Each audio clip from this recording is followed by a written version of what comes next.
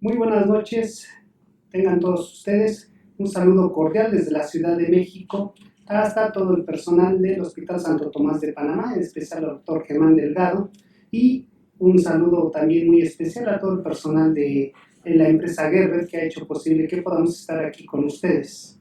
El día de hoy vamos a hablar sobre un tema muy interesante, en especial a mí, cuando me invitan a hablar de algunas conferencias. Algo de lo que me gusta hablar es de medios de contraste.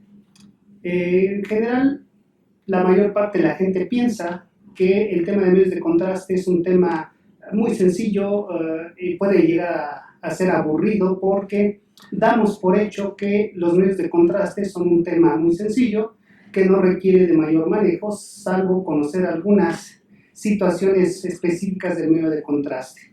Sin embargo, como ustedes van a ir viendo durante el trayecto de la plática, el tema de medios de contraste es un tema elaborado que requiere de conocimiento para el buen uso y la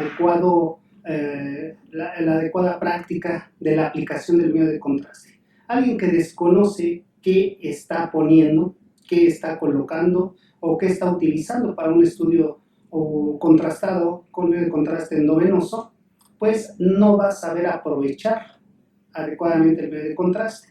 Y aquel que no sepa qué está utilizando también corre el riesgo de provocar un mayor nivel de reacciones adversas hacia sus pacientes durante estos estudios. Es por eso que el conocimiento de los medios de contraste es un tema muy importante para todos aquellos que nos desenvolvemos en el área de la radiología y sobre todo en aquellos donde aplicamos medio de contraste endovenoso. Es por eso que este tema de medios de contraste es uno de los temas que más me gusta y suelo utilizarlos en las conferencias donde en ocasiones me invitan. Hablando de cualquier otro tema de radiología, este es un tema que siempre me gusta tocarlo en cualquiera de sus diferentes facetas. Muy bien, pues vamos a iniciar con la plática. El tema se llama Bioquímica de los medios de contraste yodados endovenosos. El tema es así, completo, porque así debemos de entenderlo, ¿sí? Todo lleva nombre y apellido, como les comento a mis residentes, por lo tanto, el tema se debe de llevar todos los nombres que deba de llevar correctos, ¿ok? Muy bien, vamos a empezar. Vamos a empezar por la definición de qué es un medio de contraste. Vamos a empezar con generalidades y después vamos a pasar a la estructura química de los medios de contraste. Como definición tenemos que los medios de contraste radiológicos son sustancias que se emplean con fines diagnósticos debido a la capacidad que tienen para absorber los rayos X en mayor o menor grado que los tejidos que se requieren estudiar, es decir, debido a su coeficiente de atenuación o de absorción de los rayos X. Esto permite obtener una representación virtual de determinadas estructuras, órganos, así como de cavidades y procesos funcionales del organismo. Esto de procesos funcionales debemos de entenderlo porque en ocasiones nosotros no tomamos imágenes estáticas de una estructura, sino valoramos la función y el desenvolvimiento de la función de algunas estructuras, por ejemplo, los riñones y el tracto gastrointestinal, entre otros, ¿no? Aparte de las estructuras vasculares. Muy bien. Algunas de estas sustancias que les llamamos medios de contraste son sustancias químicas de moléculas complejas que inyectadas dentro del torrente sanguíneo aumentan la densidad de los vasos y los tejidos donde estos vasos sanguíneos van a irrigar, permitiendo que contrasten de esta forma con las estructuras vecinas o los órganos o tejidos que tienen adyacentes a estos. Ejemplo de ellos son la utilización del medio de contraste en los estudios de tomografía axial computada. Muy bien. La absorción de los rayos X depende básicamente del coeficiente de absorción de masa del elemento utilizado. ¿Qué quiere decir esto? Bueno, nosotros usamos elementos con un número atómico que se encuentre entre 50 y 60. Algunos de ellos son el yodo con un número atómico de 53, el bario con un número atómico de 56, el lantano con número atómico de 57 y el cerio con número atómico de 58. Muy bien. Los medios de contraste deben de tener algunas propiedades y deben de tener algunos requisitos para que se puedan utilizar en los seres humanos. Algunas de ellas son que no deben degradarse o metabolizarse en el organismo, no deben de ser tóxicos, en lo posible deben ser eliminados rápidamente del organismo y deben de ser óptimamente tolerados, es decir, no deben de ocasionar síntomas irritativos cuando se administren. Los medios de contraste para vías digestivas deben de ser excretados en lo posible sin que estos se absorban por la mucosa digestiva y en caso de que pudiera haber una eventual absorción que debe de ser mínima, estos deben de llegar a ser bien tolerados, es decir, no debe de haber datos de irritación o de intoxicación una vez que estos son absorbidos. En su empleo diagnóstico deben de poseer una absorción óptima de los rayos X y producir un buen contraste. ¿Esto qué quiere decir? Que al aplicar el medio de contraste, las estructuras que van a absorber, que van a retener el medio de contraste, van a aumentar su densidad y entonces va a haber un contraste mayor entre las estructuras que retienen menos medio de contraste y por lo tanto el contraste aumenta haciendo visibles en muchas ocasiones tanto cuestiones funcionales como lesiones patológicas. Los medios de contraste deben de permanecer lo suficiente en los órganos que vamos a investigar o en los sectores vasculares para permitir su exploración. Aquí la tecnología nos ayuda bastante porque un flujo sanguíneo, por ejemplo, cerebral, es bastante rápido, es muy dinámico y bueno, con los avances tecnológicos nosotros podemos estudiar este flujo cerebral cuando aplicamos medio de contraste. Los medios de contraste se pueden clasificar dependiendo de sus propiedades físico-químicas, las cuales a su vez van a determinar la diferencia de capacidad de absorción de los rayos X. Básicamente distinguimos dos divisiones, que sean los medios de contraste negativos y los medios de contraste positivos. Los medios de contraste negativos son básicamente gases, los cuales absorben los rayos X en menor proporción que los órganos y los líquidos corporales. Por esto se designan como medios de contraste negativos. Como elementos de débil absorción se emplean gases solubles en sangre y rápidamente eliminables, requisitos que debe tener un medio de contraste. Entre ellos tenemos el que es básicamente sin costo y que lo tenemos en el medio ambiente, que es el aire, el dióxido de carbono, el óxido nitroso, entre otros. El aire, o el ejemplo de un medio de contraste negativo, por ejemplo, es el aire que produce un contraste natural en los pulmones en una placa simple de tórax. También posibilita la representación del tracto gastrointestinal mediante el sistema que conocemos como doble contraste. Ya se ha utilizado en el sistema digestivo, gastrointestinal o incluso en el colon, en los estudios de tomografía computada, donde realizamos Colotac o Colo-TC. Bueno, es un ejemplo muy práctico de donde utilizamos medios de contraste negativo. También tenemos medios de contraste positivos. Los medios de contraste positivos tienen una absorción mayor de los rayos X a los tejidos blandos que son el elemento que vamos a estudiar. Estos aumentan el contraste de las estructuras por donde transitan. Hay que recordar que el medio de contraste no se absorbe ni se metaboliza, simplemente transita a través del torrente sanguíneo y como tal son eliminados a través de los riñones. Se emplean elementos que poseen al mismo tiempo buenas propiedades de absorción y una elevada tolerancia para el organismo. Entre ellos distinguimos a los compuestos yodados y los compuestos que no tienen yodo. Sin yodo, básicamente el bario. Hablando un poquito del bario, este tiene un número atómico de 56 y un alto coeficiente de atenuación. El bario se utiliza en forma inorgánica, en forma de sal inorgánica, sobre todo el sulfato de bario. El bario es prácticamente inerte, tiene una bajísima reactividad química y no interactúa con las funciones fisiológicas del organismo. El contraste varietado se utiliza en estudios del tubo digestivo, ya sea por vía oral, cuando lo utilizamos en una serie esófago-gastroduodenal, en un tránsito intestinal, o por vía rectal, cuando realizamos un enema opaco. Algo muy importante es que si existe sospecha de perforación intestinal, el bario no debe de ser utilizado, ya que el bario al pasar al espacio peritoneal puede producir una peritonitis química. Lo contrario que sucede cuando lo utilizamos en el tracto gastrointestinal alto.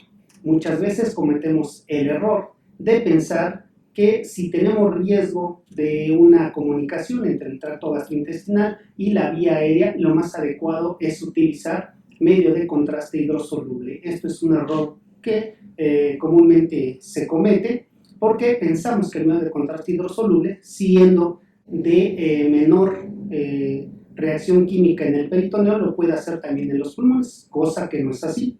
A nivel de la vía respiratoria, el medio de contraste hidrosoluble puede producir una neumonitis química, mientras que el bario, el proceso irritativo que puede producir el bario es mucho menor y de menor riesgo en un paciente que puede tener comunicación con la vía respiratoria o simplemente al aspirar el medio de contraste.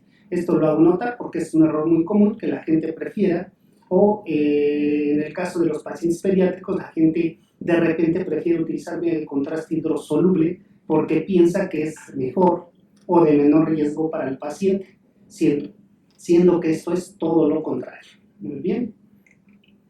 Vamos a ver un poquito de los medios de contraste hidrosolubles como tal. Los medios de contraste hidrosolubles son derivados del ácido triyodobenzoico y juegan hoy por hoy un papel muy importante en la visualización de los órganos, cavidades y vasos sanguíneos, siendo de elemental importancia en los estudios de tomografía. Actualmente, el estudio de tomografía es uno de los estudios o modalidad de imagen más utilizados a nivel mundial en el área de la medicina. Antiguamente, la exposición a rayos X por cuestión médica era muy baja y básicamente representaba estudios de tórax, por ejemplo, y en menor proporción estudios especiales como los varitados o los estudios especiales que se realizaban para el tracto urinario, etcétera, ¿no? Colon-parenema, este tipo de estudios. Sin embargo, hoy por hoy, el número de tomografías realizadas para diagnóstico médico se ha elevado de manera exponencial y cada vez son más los estudios que se realizan.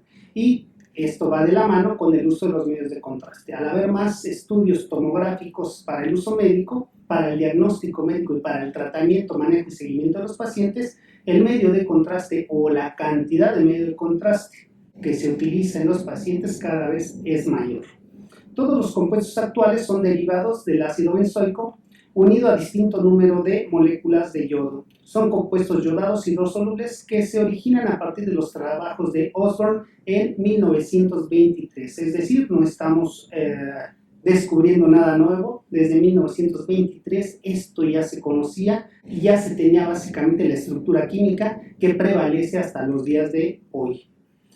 ¿Qué utilizamos con los medios de contraste en este anillo benzoico? Pues básicamente es el yodo. ¿Por qué se ha utilizado el yodo para la fabricación de estos medios de contraste? Bueno, el yodo posee importantes características como son elevada densidad de contraste, un comportamiento químico que posibilita la firme unión simétrica a las moléculas del anillo del benceno. ¿Okay? El yodo es muy tóxico, por ello requiere que se encuentre integrado a moléculas orgánicas que les llamamos quelantes para permitir su administración. La palabra quelante viene del prefijo griego que significa garra, es decir, tenemos una estructura química que va a sujetar estos átomos de yodo para evitar que estos interactúen de manera bioquímica con el organismo, que se metabolicen como tal. Por lo tanto, la estructura del medio de contraste ingresa tal cual y debe de ser eliminada sin cambios químicos de trascendencia. El yodo tiene una alta opacificación de los rayos X y por tanto permite la visualización óptima de las estructuras a través de las cuales se va a distribuir. Tiene una eficacia que es directamente proporcional a la concentración del yodo en los tejidos analizados, es decir, a mayor cantidad de yodo que tengamos en los tejidos vamos a tener un mayor contraste de estos y por lo tanto la posibilidad de ver las cuestiones funcionales del órgano tejido o también de las lesiones patológicas que existan en este. Los medios de contraste presentan una estructura básica común para todos ellos. Principalmente, este anillo de benceno contiene un grupo ácido en la posición del carbono número 1, 3 átomos de yodo sustituyentes en los carbonos 2, 4 y 6, y en el carbono 3 poseen un radical aminoacetilado y en la posición del carbono 5 poseen radicales variables que pueden unirse a otras sustancias que originan productos que varían su comportamiento biológico. Ahorita vamos a entender con un poquito más de detalle esta situación. Este es el anillo de benceno con la estructura química básica. Como ven, en el carbono 1 tenemos el grupo ácido, en el carbono 2, 4 y 6 tenemos un átomo de yodo unido a este anillo de benceno, y en los carbonos 3 y 4 tenemos radicales que pueden ser modificados químicamente para mejorar las características químicas de este medio de contraste. Las moléculas de cualquier medio de contraste van a tener características y propiedades. Las 4 propiedades básicas que contienen nuestros medios de contraste son la solubilidad, la viscosidad, la concentración de yodo por mililitro y la osmolaridad. Esta última es un tema de una plática por sí sola, ¿ok? Cuando en algún momento podamos hablar de lo que son la fisiopatología de las reacciones adversas de los medios de contraste, nos vamos a dar cuenta de la trascendencia que tiene esta palabra, que es la osmolaridad de nuestros medios de contraste.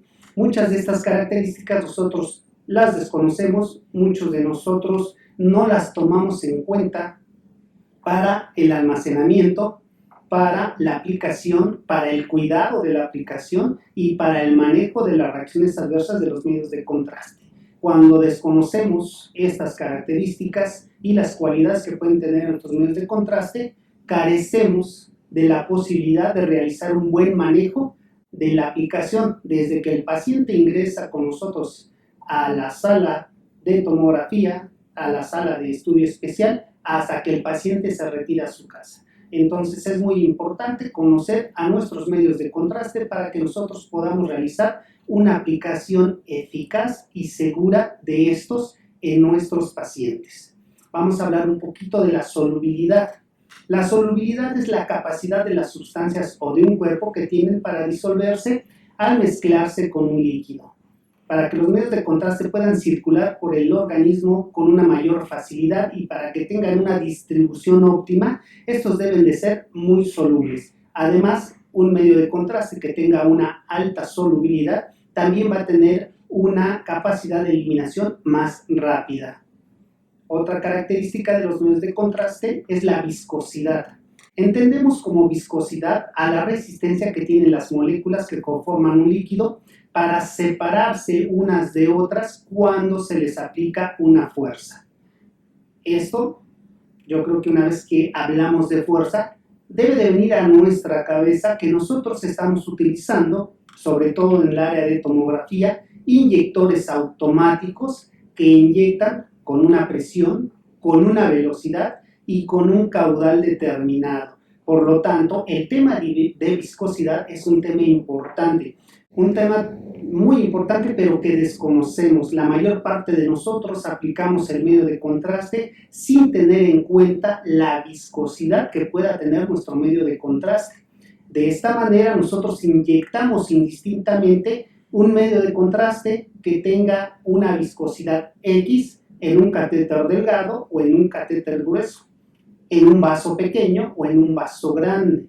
Esto es un grave error y la cuestión de la viscosidad deberíamos de tenerla muy en consideración cuando tratamos de diferenciar a nuestros pacientes pediátricos y adultos y aplicamos medio de contraste. Conforme vayamos avanzando, ustedes van a ir entendiendo esto y espero que en alguna otra ocasión podamos hablar, uno, de las condiciones de la fisiopatología de los medios de contraste y de la guía de aplicación segura de los medios de contraste para que estos detallitos que estamos viendo en esta plática puedan ser no solamente entendidos, sino tengan una aplicación práctica en nuestras actividades diarias con nuestros pacientes. Muy bien. Muy bien, entonces la viscosidad también condiciona la facilidad de poderse distribuir por el organismo, pero también para su eliminación. Muy bien, la viscosidad determina la facilidad y la velocidad de administración de los medios de contraste. Nuevamente debe de venir a nuestra mente que cuando hablamos de facilidad y de velocidad de administración del medio de contraste, estamos hablando de la utilización de inyectores automáticos. Un medio de contraste más viscoso tendrá una mayor resistencia y tendrá que ser aplicado con una mayor presión o genera una mayor presión al ser inyectado a través del torrente sanguíneo. La velocidad también tiene que ver. Un medio de contraste más viscoso va a requerir de mayor tiempo para poderse aplicar. Muy bien, la viscosidad se relaciona directamente con el tamaño de las partículas y esto es muy importante, recuérdenlo. La viscosidad y el tamaño de las partículas tienen una relación directa. Así que las moléculas más complejas, las moléculas más grandes y que a su vez tienen mayor cantidad de yodo, también tienden a ser más viscosas. Requieren de un mayor trabajo para ser aplicado, se distribuyen de una manera más lenta y por lo tanto se eliminan de una manera más lenta en el organismo. Por lo tanto, la solubilidad y la viscosidad de nuestros medios de contraste se relacionan directamente con algo muy importante, que es la toxicidad de los medios de contraste. ¿Por qué? Bueno, es que de estas características de los medios de contraste, la solubilidad y la viscosidad, va a depender la facilidad y la velocidad con la que estos medios de contraste se puedan eliminar del organismo. Por lo tanto, también van a condicionar el tiempo en que este medio de contraste permanezca dentro del organismo. Entre mayor tiempo permanezca el medio de contraste en el organismo, mayor posibilidad tiene de crear una reacción adversa. Muy bien. La concentración de yodo por mililitro. Esto es muy importante. Creo que la mayor parte de la gente, a través de la experiencia que hemos tenido al poder dar estas pláticas en diferentes partes de lo que es la República Mexicana, nos hemos dado cuenta de una cosa, y es que la gente que utiliza el medio de contraste le pone poca atención a la concentración del yodo que contiene su medio de contraste. No es lo mismo un medio de contraste que tiene una concentración de 150 o 200 miligramos de yodo por mililitro que un medio de contraste que contiene 300, 350 o incluso hasta 400 miligramos de yodo por mililitro. Definitivamente no son lo mismo y cada una de estas presentaciones de nuestro medio de contraste debería de tener una aplicación específica. Pero esto sucede cuando tenemos conocimiento de nuestro medio de contraste. De lo contrario, vamos a hacer lo que la mayor parte de la gente está acostumbrada a hacer, utilizar el medio de contraste con la concentración que sea de manera indistinta en cualquier paciente, llámese paciente pediátrico, llámese paciente oncológico, paciente adulto, o sea, no hay diferencia y la mayor parte de la gente no hace una diferencia y simplemente coloca el medio de contraste de manera indistinta a pesar de que podemos tener 5 o 6 concentraciones diferentes de este medio de contraste. Muy bien, ahora, la concentración de yodo en el medio de contraste va a depender del coeficiente de atenuación de los rayos X. Cuanto mayor sea la concentración de yodo, mayor va a ser la capacidad de este medio de contraste de absorber la radiación ionizante de los rayos X. Y por lo tanto, a mayor concentración de yodo en nuestro medio de contraste, vamos a tener un mayor contraste entre los tejidos en los cuales lo estamos aplicando. La osmolaridad, como les comentaba, la osmolaridad por sí sola, pudiéramos tener una plática completa. La osmolaridad es un tema muy importante y creo que vale la pena que en algún momento tengamos o podamos platicar con ustedes de las fisiopatología de los medios de contraste, la fisiopatología de las reacciones adversas a los medios de contraste, donde la osmolaridad se lleva la mayor parte de la plática, ¿ok? La osmolaridad no es otra cosa sino el número de partículas que existen en un volumen determinado, que se mide en miliosmoles por litro y es en diluciones usadas en medicina. Hay una pequeña diferencia por ahí entre la palabra osmolaridad y osmolalidad. La segunda se refiere exactamente a lo mismo, el número de partículas que existen en un volumen determinado, pero de agua, y no se aplica a los líquidos, por ejemplo, en medicina. Sin embargo, cuando hablamos de osmolaridad, estaremos hablando de líquidos y fluidos corporales, ¿ok? Una osmolaridad alta está relacionada con una mayor incidencia de reacciones adversas a los medios de contraste, y esto es muy importante. De ahí la trascendencia que el tema de osmolaridad lo conozcamos y lo manejemos. Para no ir muy lejos, hablaremos de este ejercicio, ¿no? Que en algún momento pudimos llegar a ver en lo que es la secundaria, tal vez en el bachillerato, donde teníamos el ejemplo de una solución hipertónica, una solución isotónica y una solución hipotónica. ¿Qué le ocurre a una célula cuando tenemos una solución hipertónica similar a un medio de contraste donde tenemos un número muy alto de partículas diluidas en el líquido? Bueno, algo tan sencillo como aumentar el número de partículas en el líquido donde está suspendida una célula, la va a deshidratar. ¿Ok? Cuando tenemos un equilibrio entre el líquido y las partículas que están diluidas en él, la célula se va a mantener íntegra. Y cuando tenemos una solución hipotónica, es decir, donde hay muy pocas partículas comparadas con las que contiene la célula, esta célula tiende a absorber agua y a hincharse o inflamarse, como se diga o como estén acostumbrados a escucharlo, ¿no? La célula se edematiza. Entonces, el simple hecho de variar la concentración de partículas en un medio de contraste o en una solución donde se encuentra una célula puede ser de vital importancia y puede llevar incluso a la muerte celular. Por lo tanto, el tema de osmolaridad no es un tema que pueda tomarse a la ligera y debe de tomarse con la mayor seriedad para nosotros que manejamos el medio de contraste y que además lo aplicamos a seres vivos, a nuestros pacientes. La osmolaridad, vamos a ver que juega un papel importante, ya que la efectividad de un contraste va a depender de la capacidad de opacificar una determinada estructura, que a su vez está relacionada ¿con qué? Con la concentración de yodo. Por lo tanto, tenemos que nuestros medios de contraste que estamos utilizando son soluciones que tienen una alta concentración, primero de yodo, y que además tienen un gran número de partículas. Esto quiere decir que tenemos soluciones hiperosmolares, es decir, con una alta osmolaridad. Aquí tenemos el ejemplo de un monómero que es un medio de contraste que en el carbono 1, como les había mencionado, tiene un grupo ácido, pero que en esta ocasión se ha unido a un grupo o a un ion de sodio. Cuando nosotros utilizamos este medio de contraste y lo colocamos en el torrente sanguíneo, va a ocurrir lo siguiente. El medio de contraste se va a dividir, se va a diluir y entonces vamos a tener no una, sino dos partículas. Una que sería el sodio, que se libera del carbono 1, y el resto del medio de contraste que tiene al yodo y que ocasiona el contraste y que también va a quedar cargado de manera iónica de una carga negativa, mientras que el sodio libre va a quedar con una carga positiva. Es decir, tenemos medios de contraste que son hiperosmolares y además tienen un comportamiento iónico. Esto de la ionicidad tal vez pudiera parecer inocuo, pero en un momento vamos a mencionar algo muy importante de esta situación.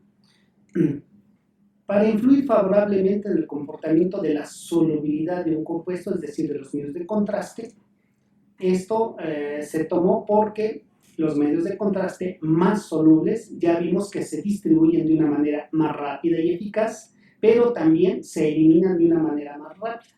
Entonces, una vez que teníamos este anillo de benceno común, básico, que ya vimos previamente, pues la gente lo que hizo fue buscar la manera de hacer más solubles estos medios de contraste.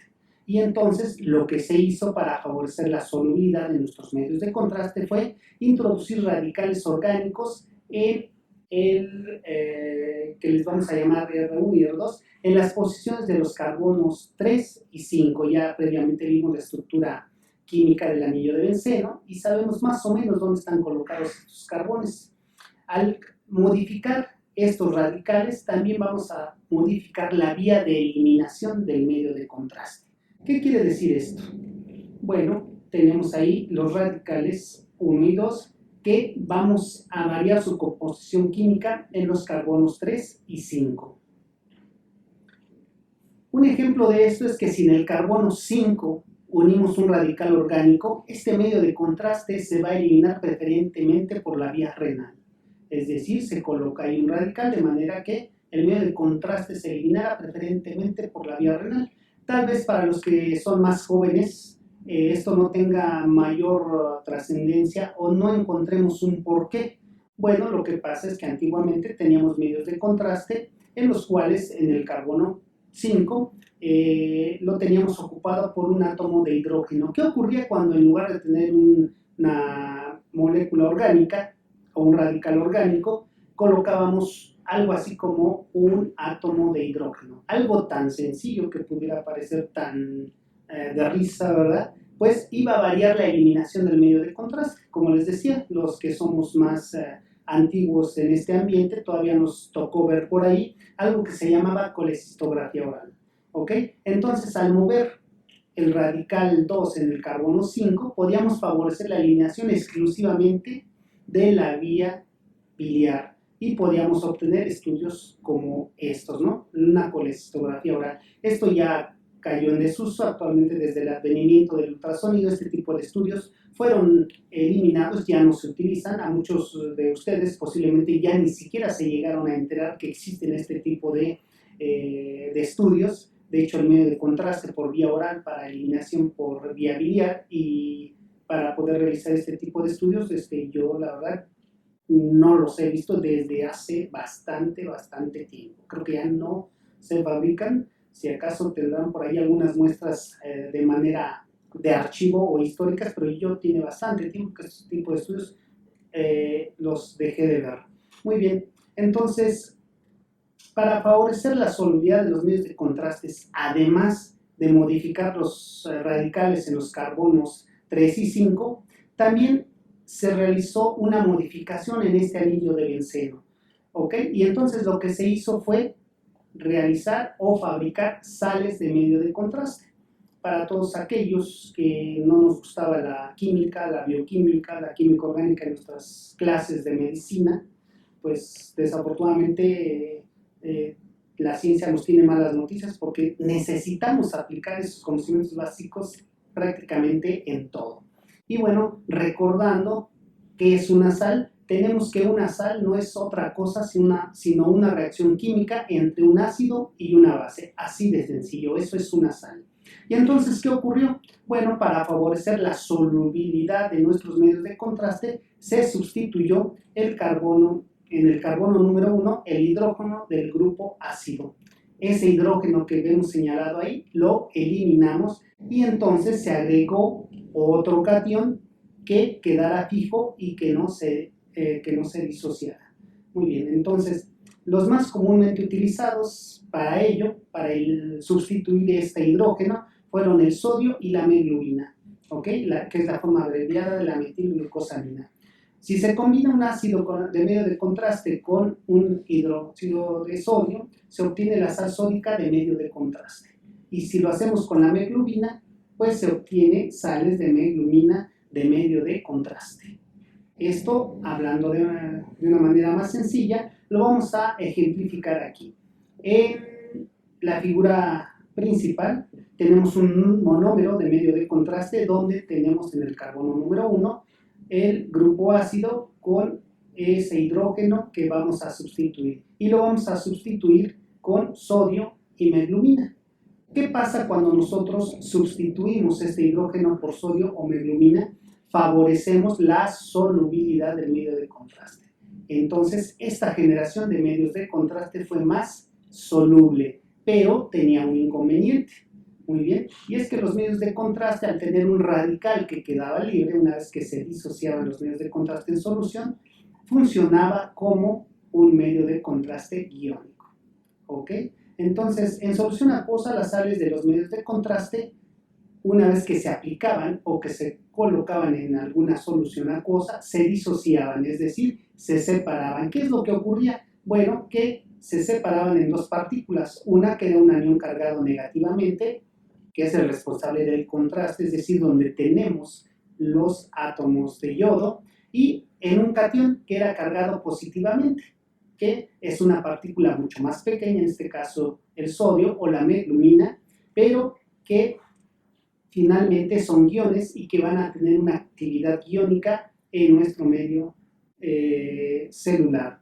Esta cuestión de los guiones juega un papel muy importante porque si recordamos nuestras clases de biología, vamos a recordar que todas las funciones celulares, todo el transporte que se lleva a cabo a través de la membrana celular o las membranas intracelulares, se lleva a cabo a través de diferencia de iones. Los iones manejan el transporte celular, el metabolismo celular.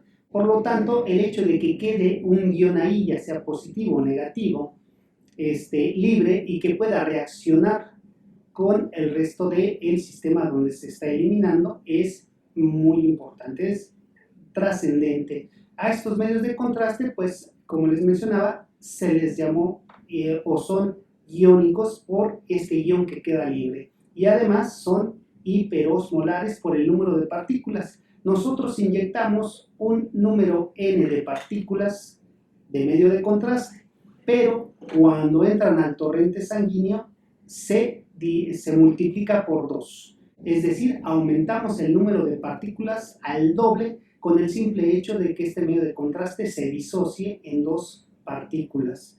A mayor cantidad de partículas en una solución, mayor osmolaridad. Habíamos visto que la osmolaridad es el número o representa el número de partículas. Entonces, estos medios de contraste eran hiperosmolares y además tenían una función iónica. Muy bien, de manera de repaso, vamos a entender que entonces una molécula de medio de contraste, en este caso un monómero, se disocia en 2 partículas, un ion sodio y un ion negativo formado por el resto de la molécula del medio de contraste. El anillo de benceno con los 3 átomos de yodo tiene una relación de átomos de yodo y partículas de 3 a 2. Esto es muy importante porque generalmente cuando preguntamos por nuestro medio de contraste, preguntamos por la relación de partículas y la relación de átomos de yodo. En este ejemplo tenemos una relación de partículas de yodo, de átomos de yodo, partículas de 3 a 2. Ahorita vamos a ver de qué nos está hablando esto. Tenemos un anillo de benceno básico en el cual tenemos en el carbono 1 un grupo ácido y en el cual vamos a sustituir el hidrógeno que tiene ese ion por un radical que le vamos a llamar M y que puede ser sodio o puede ser meglumina. ¿Qué va a ocurrir? Bueno, que nosotros vamos a sustituir este hidrógeno por el radical M que puede ser sodio o meglumina. Muy bien, cuando nosotros colocamos este medio de contraste en solución en el torrente sanguíneo, el radical M se va a separar de este anillo de benceno y entonces vamos a tener otra vez 2 partículas. Una de ellas va a ser el sodio o la meglumina, que son iones que quedan cargados eléctricamente y que pueden tener interacción con las funciones celulares. Muy bien, entonces tenemos un monómero iónico, es decir, un solo anillo de benceno y una función iónica una vez que se diluye, una vez que entra en solución.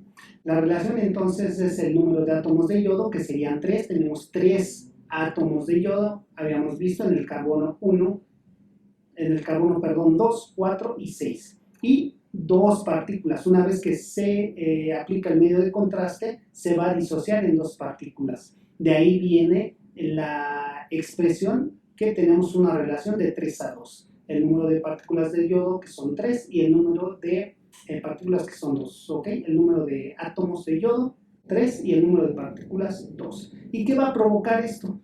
Como les comentaba, si nosotros introducimos 10 moléculas de medio de contraste al torrente sanguíneo, se van a convertir en 20 una vez que estén en solución, porque se va a separar una parte de ellos, que es el ion, el sodio y la meglumina, y el resto de la estructura química, que es la otra parte, que es la que contiene los átomos de yodo. Esto va a provocar que se dupliquen las partículas en solución. Y nuevamente, si aumentamos el número de partículas en una solución, aumentamos la osmolaridad. Por lo tanto, nuestros medios de contraste son hiperosmolares y iónicos. Esto es con manzanitas. Vamos a ver que entonces tenemos un medio de contraste que tiene sodio en el carbono número 1 y que ha sustituido al radical hidrógeno. Muy bien. Aquí nos regresamos. Y entonces, una vez que la colocamos en solución, vamos a tener no una, sino 2 partículas. Una que es el ion sodio y la otra que es el resto del anillo de benceno que contiene el yodo y que por lo tanto va a ser la encargada de producir el contraste en las estructuras donde lo estemos aplicando. Los medios de contraste, por lo tanto, tienen una ionicidad. Ese ion que queda libre funciona de manera iónica. ¿Qué importancia tiene esto? Bueno, como ya lo habíamos comentado, las partículas que son cargadas eléctricamente resultantes de la disociación pueden influir en los eventos electrofisiológicos del organismo, como cuáles, pues la transmisión del impulso del sistema nervioso central, periférico e incluso del corazón. Tales cargas eléctricas ocasionan una serie de efectos secundarios. A diferencia del sodio, la miglobina es un catión orgánico que posteriormente se agregó y se generalizó su uso porque resultó ser un catión de menor actividad fisiológica en comparación con el sodio, pero al ser un ion más grande, también producía medios de contraste más viscosos. Esto ya lo habíamos hecho notar. Entre más grandes sean las partículas en una solución, mayor va a ser su viscosidad. Y cuando tengamos un mayor número de partículas en una solución, mayor va a ser su osmolaridad. Muy bien, tenemos aquí un ejemplo de ellos que eran mucho más viscosos, ¿no? Muy bien. Y tenemos medios de contraste de alta osmolaridad. Los medios de contraste iónicos tienen una alta osmolaridad que se asocia a efectos indeseables y esto ya lo habíamos visto, lo vamos a seguir repitiendo y si es posible que en algún momento tengamos algunas otras pláticas sobre la fisiopatología, vamos a seguir hablando de la osmolaridad de nuestros medios de contraste. Un ejemplo de estos medios de contraste con alta osmolaridad y que además eran iónicos. Muy bien. Las altas presiones osmóticas, la hiperosmolaridad de nuestros medios de contraste, producen diversos efectos secundarios. ¿Como cuáles? Bueno, simplemente a la aplicación, esta ionicidad, sobre todo el sodio, producía dolor vascular a su aplicación.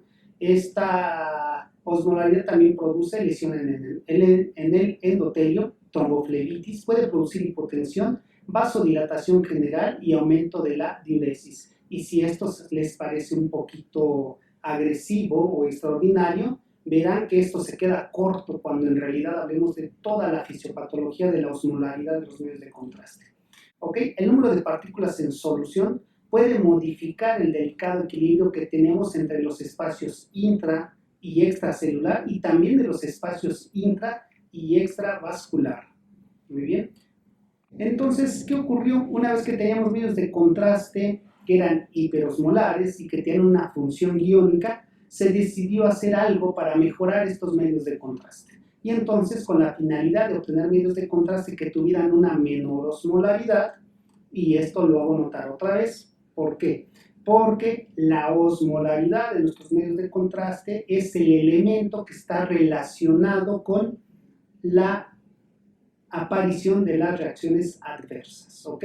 Y les vamos a llamar reacciones adversas y no reacciones alérgicas al medio de contraste. Esto también lo vamos a ver posteriormente en alguna otra plática para hablar de lo que son las reacciones adversas y el manejo de las reacciones adversas. Entonces, estas sustancias producen reacciones adversas por sí solo por la osmolaridad que tienen estos medios de contraste. Entonces, lo que se hizo fue tratar de disminuir la osmolaridad de estos medios de contraste y abatir la actividad iónica que tenían estos medios de contraste. Así es de que se decidió atacar el problema por dos vertientes diferentes. Una que era la disminución de las partículas en solución, nuevamente. A mayor número de partículas en solución tenemos mayor osmolaridad del medio de contraste. Muy bien. Y el aumento del peso molecular. A mayor tamaño de las moléculas va a haber un menor número de moléculas en solución y por lo tanto los medios de contraste serían menos osmolares como tal. Claro, al aumentar el peso molecular y al haber moléculas más grandes también aumentamos la viscosidad de nuestros medios de contraste. De ahí lo útil de saber que nuestros medios de contraste tienen características, de saber cuáles son estas características, porque conforme pasa el conocimiento del medio de contraste, vemos que estas definiciones y estos conceptos se vuelven fácilmente aplicables a nuestro conocimiento y van a tener una relación directa en la aplicación adecuada también de nuestros medios de contraste. Y bueno, entonces hablando de la disminución de las partículas en solución de los medios de contraste. Si tenemos un medio de contraste con muchas partículas, tenemos un medio de contraste hiperosmolar. Entonces lo que se decidió fue disminuir el número de partículas que tenían nuestro medio de contraste. Entonces lo que ocurrió fue que se sustituyó el radical carboxilo en el carbono 1 por una estructura química que no se disociara. Recuerden que en este carbono 1 teníamos una estructura que se disociaba, es decir, que se separaba y provocaba dos partículas. Por lo tanto, lo que se decidió fue eliminar este y sustituirlo por un radical que no se disociara y que quedara fijo. Muy bien, esto iba a aumentar la solubilidad del medio de contraste y iba a evitar el efecto iónico del medio de contraste. Así, para 1972 se sintetizó la metrizamida, en la que se reemplazó este radical ácido por una molécula glucosídica. Con ello se obtuvo un compuesto con una relación átomos de yodo, partículas, de 3:1. ¿Qué quiere decir esto?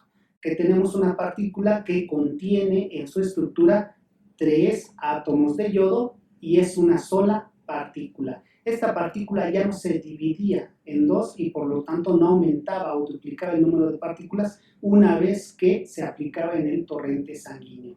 ¿Qué produjo esto? Bueno, que tuviéramos medios de contraste de menor osmolaridad y sin carga eléctrica.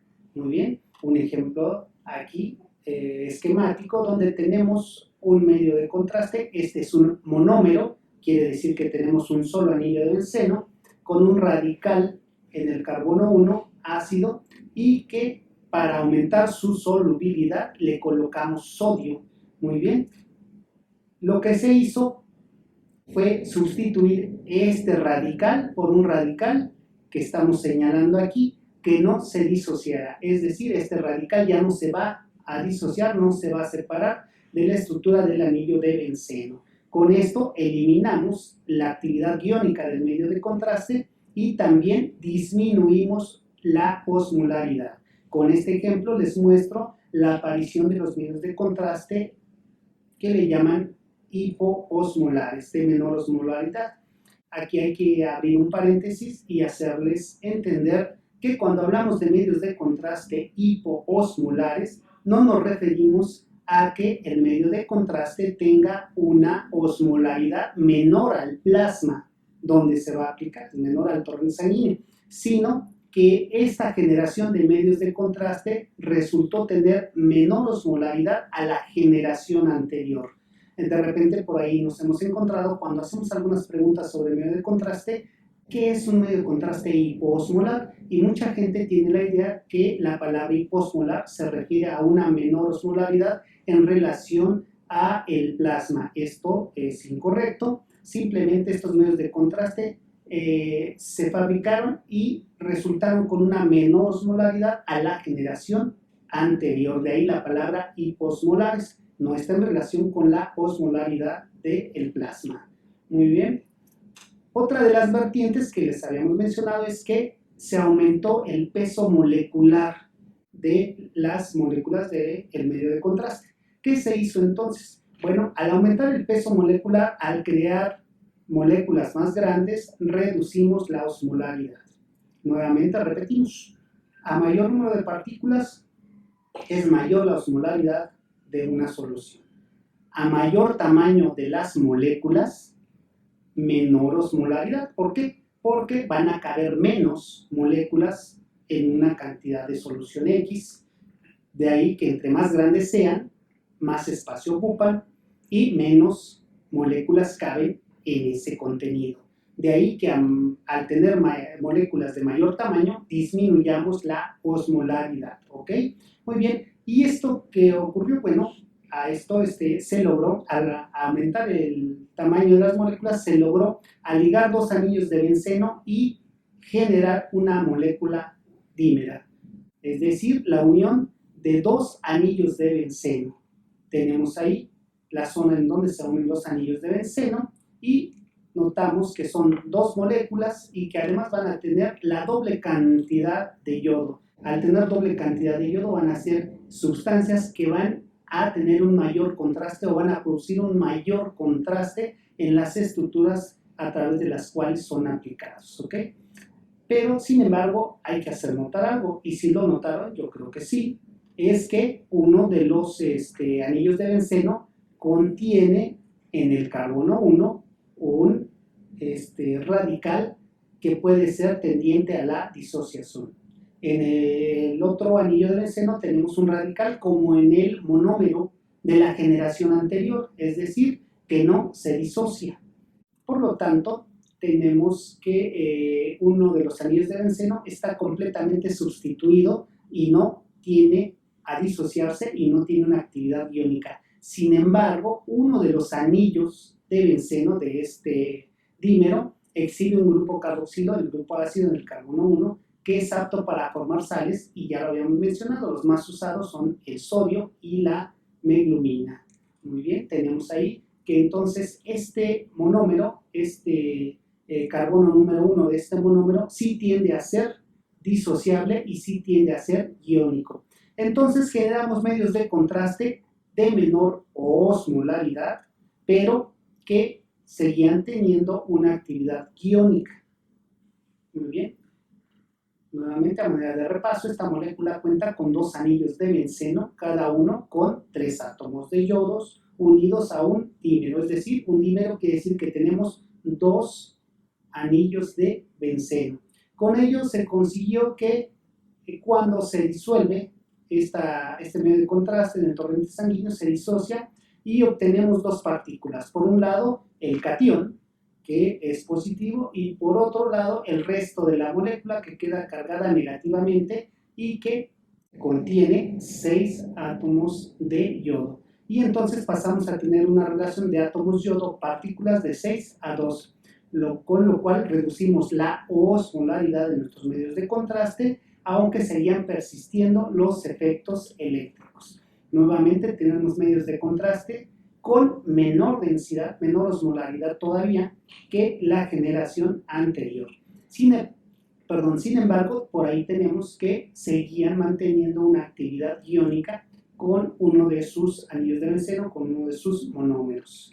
Muy bien, aquí ejemplificamos lo que ocurría. Tenemos ahí 2 monómeros unidos y por lo tanto tenemos un dímero, tenemos un radical que tiende a disociarse.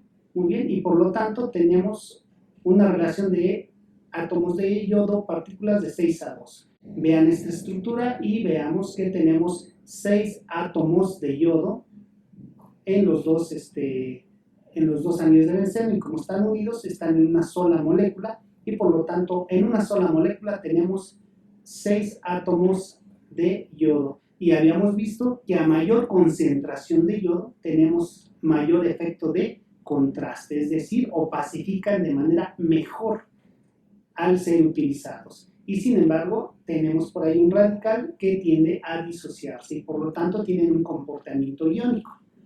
Muchos de nuestros residentes tienden a colocar en sus notas de manera indistinta que se utilizó un medio de contraste hidrosoluble y no iónico por vía endovenosa. Cuando nosotros analizamos y vemos lo que estamos utilizando, muchas veces estamos equivocados, porque el medio de contraste que estamos utilizando es un dímero de menor osmolaridad, pero que sí tiene una actividad iónica. De ahí que nosotros debemos de conocer nuestros medios de contraste, de saber qué estamos utilizando para llamarlo adecuadamente y para manejarlo adecuadamente. Muy bien. Hablando del peso molecular, ¿ok? Posteriormente les mencionaba que se obtuvo un compuesto dímero no iónico. Es decir, una vez que tuvimos estos medios de contraste dímeros, no quedó otra más que buscar que en el anillo de benceno, que teníamos un radical que se disociaba, pues colocar un radical que no se disociara, como lo hicimos en nuestra primera generación de medios de contraste, donde sustituimos ese radical del grupo ácido del carbono número 1 por una estructura que no se disociara, que quedara fija. Y bueno, Cuando hicieron esto, se fabricaron medios de contraste que tuvieran 6 átomos de yodo y una sola molécula. Estos medios de contraste tuvieron todavía una osmolaridad más baja, porque al colocar este radical en el carbono que se disociaba, hicieron que la molécula fuera todavía más grande. Y hablábamos que al haber moléculas más grandes, va a haber menos moléculas en una solución, y al haber menos número de moléculas, menos número de partículas, la osmolaridad va a ser menor, ¿ok? Por lo tanto, se obtuvieron medios de contraste de osmolaridad más baja y prácticamente teniendo una osmolaridad cercana a la del plasma humano, que serían entre un promedio de 300 osmoles por mililitro. Muy bien, por litro, perdón. Se trata entonces de una sustancia a la cual le llamamos isotónica, y entonces le llamamos medios de contraste isoosmolares, ¿ok? Al ser medios de contraste que tienen una osmolaridad cercana al plasma sanguíneo, pues entendemos que las reacciones adversas que se pueden presentar son todavía menores. Y además, la irritación y las reacciones adversas por la actividad iónica que pudieran haber tenido nuestros medios de contraste previos, esta ha desaparecido. Como inconveniente, estos medios de contraste son más viscosos. ¿Y por qué son más viscosos? Porque estamos utilizando moléculas de mayor tamaño. La molécula se ha hecho más grande y por lo tanto a mayor tamaño de las moléculas o de las partículas en una solución va a aumentar la viscosidad. Y finalmente estos son nuestros medios de contraste isoosmolares, caracterizados por un dímero, ¿ok? Con una relación de átomos de yodo y partículas de 6:1. Quiere decir que tenemos 6 átomos de yodo unidos en 2 monómeros formando un dímero que contiene 6 partículas de yodo, y tenemos 2 radicales que no se disocian, quedan fijos y que no tienen actividad iónica, mucho más tolerables para los pacientes sin menores reacciones adversas. A manera de resumen, vamos a finalizar haciendo un resumen de lo que hemos visto. En un inicio teníamos medios de contraste que eran monómeros y que eran iónicos. Estos medios de contraste se caracterizaban por tener 3 átomos de yodo y 2 partículas. ¿Por qué? Porque el radical que encontrábamos en el carbono número 1 se disociaba y entonces aumentaba el número de partículas. Entonces esta fue nuestra generación inicial. Posteriormente lo que ocurrió es que este radical se sustituyó por un radical que no se disociara, y entonces obtuvimos medios de contraste a través de un monómero que era no iónico. Estos eran medios de contraste que disminuyeron su osmolaridad, como lo pueden notar ahí, en relación a la generación pasada. ¿Qué se hizo posteriormente? Pues se unieron 2 monómeros colocando una molécula donde teníamos 6 átomos de yodo y 2 partículas. ¿Por qué? Porque una de los radicales de uno de los anillos de benceno tenía un radical que todavía se disociaba. Sin embargo, disminuimos todavía más la osmolaridad de los medios de contraste. Y entonces se generaron medios de contraste a través de dímeros que seguían siendo iónicos, pero que sin embargo disminuyeron todavía más su osmolaridad. ¿Por qué disminuyó más la osmolaridad? Porque las moléculas fueron más grandes y entonces teníamos un menor número de partículas diluidas. Muy bien. Y el paso final fue crear dímeros en los cuales tuviéramos 2 radicales en el carbono 1 que no se disociaran. Y a esto les llamamos medios de contraste en dímeros no iónicos y que son isoosmolares. Actualmente los medios de contraste isoosmolares no han generalizado su uso, a pesar de que son de una mayor tolerancia en nuestros pacientes, de una menor osmolaridad y por lo tanto de un menor porcentaje de aparición de reacciones adversas, por 2 factores. Uno de ellos probablemente sea que son de aparición relativamente nueva, y como todo lo nuevo, generalmente el costo tiende a ser más alto que las generaciones pasadas, y la otra es que en algunos casos estos medios de contraste tienden a ser más viscosos, ¿ok? Entonces, digamos que ahorita el mejor medio de contraste pudiera ser un medio de contraste isosmolar, porque la osmolaridad está relacionada con la aparición de reacciones adversas. Sin embargo, cuando nosotros utilizamos adecuadamente un medio de contraste, no necesariamente necesitaríamos un dímero no iónico, ¿ok? Pudiéramos utilizar un medio de contraste con una de la generación pasada, y que es la que generalmente utilizamos todos en nuestra actividad diaria, siempre y cuando lo apliquemos de manera adecuada. Una encuesta por ahí resultó o dio como resultado que la aparición de reacciones adversas o el mayor número de reacciones adversas que presentan nuestros pacientes al aplicárseles un medio de contraste no está relacionada con la osmolaridad o con la viscosidad o con la solubilidad de nuestro medio de contraste. Está aplicado o está relacionada con la manera en cómo aplicamos nuestro medio de contraste. Es decir, nosotros, al desconocer estas características de nuestros medios de contraste, estamos utilizando y estamos aplicando de manera inadecuada nuestros medios de contraste. Y esto tiene que ver desde el tipo de vena y el lugar donde canalizamos, el calibre del catéter con que canalizamos, la presión y el caudal con el que utilizamos el inyector automático, y que generalmente no tenemos la relación de viscosidad, concentración, solubilidad, osmolaridad de nuestro medio de contraste. Generalmente lo usamos de manera indistinta, ¿ok? Vemos aquí una lista de medios de contraste, sus características, y esto aquí es algo que en lo particular me espanta. ¿Por qué? Porque vean ustedes la lista de medios de contraste, vean sus características que van de estructuras o de moléculas o de relación de átomos de yodo, moléculas que van de 3:1 hasta de 6:2 y 6:1.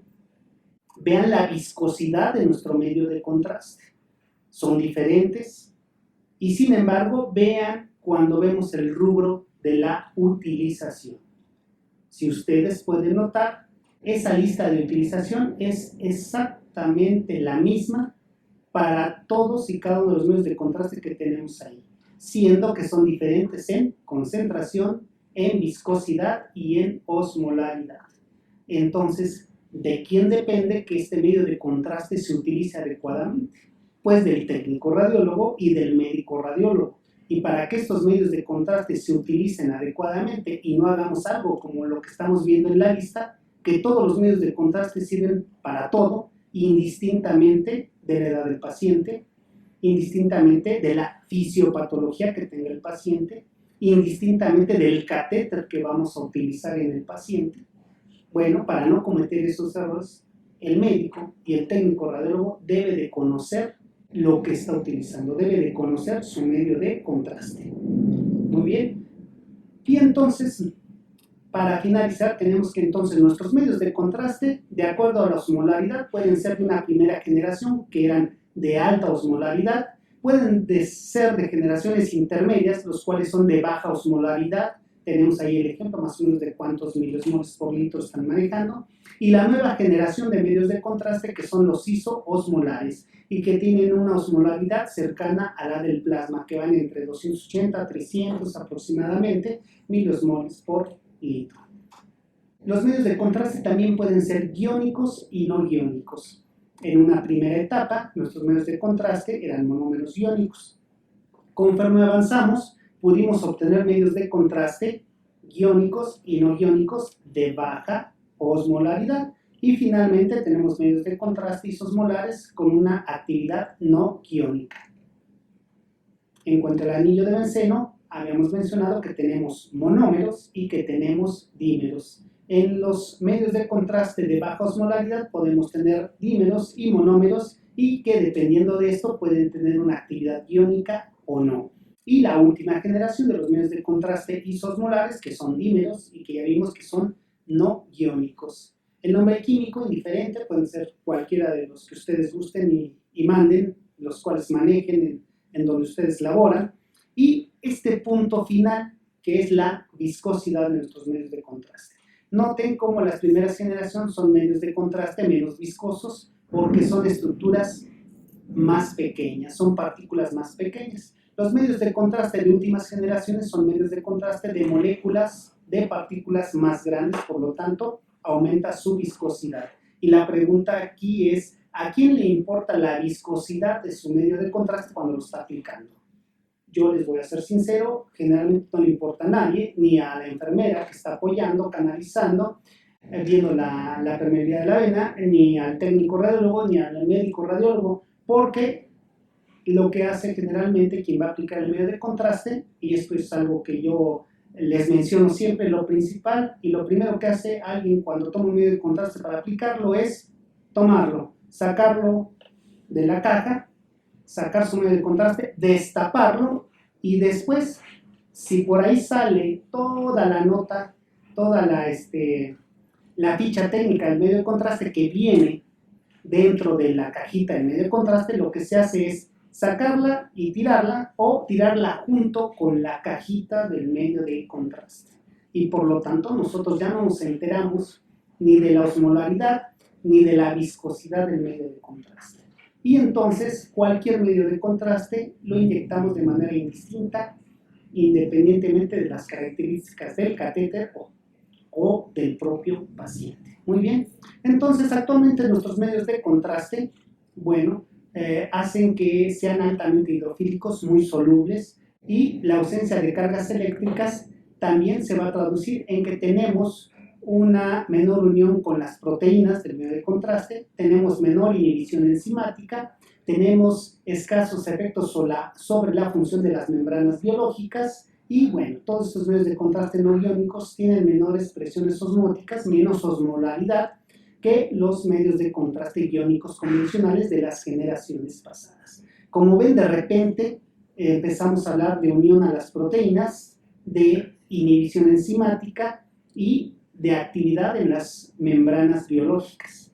Muy bien, esto queda ahí como corolario para que vean que la siguiente parte o la siguiente plática que pudiéramos llegar a tener sería sobre la fisiopatología de las reacciones adversas a los medios de contraste, porque estoy seguro que muchos de los que están escuchando esta plática desconocían que los medios de contraste tienen una actividad con unión a las proteínas del torrente sanguíneo, que tienen una actividad inhibitoria sobre algunas enzimas en particular y que también tienen efecto sobre las membranas biológicas de las células que finalmente van a tener contacto. Entonces esto es muy importante, de repente no sabíamos que esto pudiera ocurrir con una simple aplicación de algo que de repente parece muy sencillo de aplicar y que al parecer no va a tener ninguna reacción en nuestros pacientes cuando los utilizamos.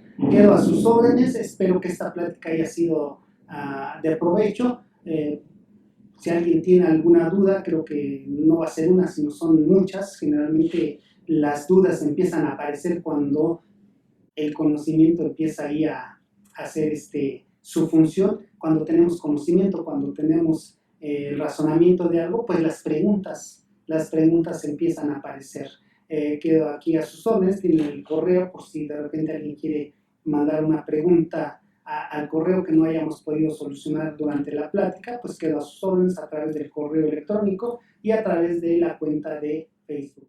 Muy bien, a partir de estos momentos tenemos aproximadamente 15 minutos para poder contestar a ustedes alguna duda, alguna inquietud que tengan sobre esta plática que ustedes han escuchado. Quedamos aquí a sus órdenes. Muy bien, aquí en la plataforma nosotros les vamos a compartir algunas preguntas para que ustedes puedan resolverlas a manera de reafirmar los conocimientos que estuvimos revisando en esta plática con ustedes. Gracias. Les agradezco a todos ustedes su atención y nuevamente agradezco a todo el equipo de esta empresa de Gerber que hizo posible que pudiéramos estar compartiendo con ustedes estos conocimientos y pues un saludo a todos nuestros hermanos de Panamá. Muchas gracias. Buenas noches.